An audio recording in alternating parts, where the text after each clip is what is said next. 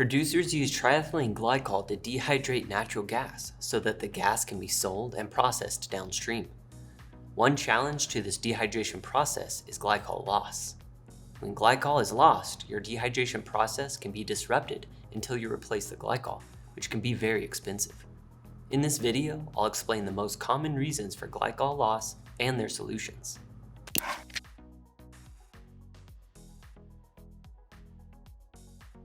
Foaming is a major cause of glycol loss. Some primary foaming promoters include contaminants, temperature differentials, turbulence, and high pH levels.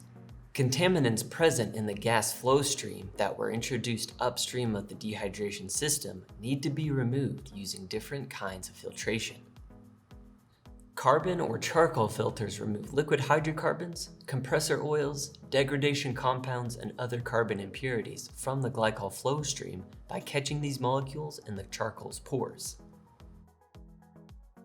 Field corrosion inhibitors, salts, and finely divided suspended solids need to be filtered through the solid particle filters, such as sock or horsehair filters. These will remove these small particles from the glycol flow stream and are found throughout the dehydration system. High temperature differentials between the gas and glycol in the contact tower can cause glycol foaming and glycol loss. The dry glycol inlet temperature should be no more than 20 degrees Fahrenheit greater than the temperature of the gas. A drastic temperature differential tends to emulsify the glycol with any contamination it may contain. This causes excessive glycol foaming, and high gas velocities through the tower can carry the glycol foam downstream. Adequate heat exchange will lower the temperature of the hot glycol coming from the reboiler so that it does not cause foaming in the contactor. Over time, heat exchangers can become plugged with buildup from the contaminants in the glycol, causing them to not operate efficiently. Good filtration will help mitigate these issues.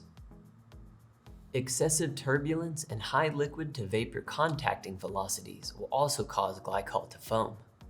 These conditions can be caused by mechanical or chemical troubles, and lowering the velocities of the gas through the contactor or removing chemical contaminants through good filtration can help prevent glycol foaming. Optimum operating pH levels of glycol should remain between 7 and 7.5 to keep the glycol from foaming, emulsifying, or becoming corrosive. Glycol with a pH level above 8.5 will tend to saponify hydrocarbons and cause foaming, which leads to glycol being swept out by high velocities of the gas. Alkaline neutralizers can be added to the glycol to help control high pH levels. One cause of glycol loss that is not related to foaming is broken welds in gas to glycol heat exchangers or other equipment. The broken welds can cause glycol to be lost downstream in the gas pipeline. A broken weld in the chimney of the contactor could cause glycol loss through the inlet scrubber.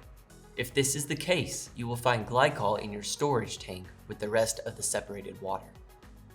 Now, while you can use products like alkaline neutralizers and foam inhibitors to treat glycol foaming, these merely treat the symptoms and not the cause, and are temporary solutions. The root cause for most glycol loss almost always comes down to filtration. Again, it's crucial to regularly check and replace your filters. To learn more about natural gas dehydration, watch our other videos on that subject. To speak with an expert about your dehy system challenges, contact your local Kimray store or authorized distributor.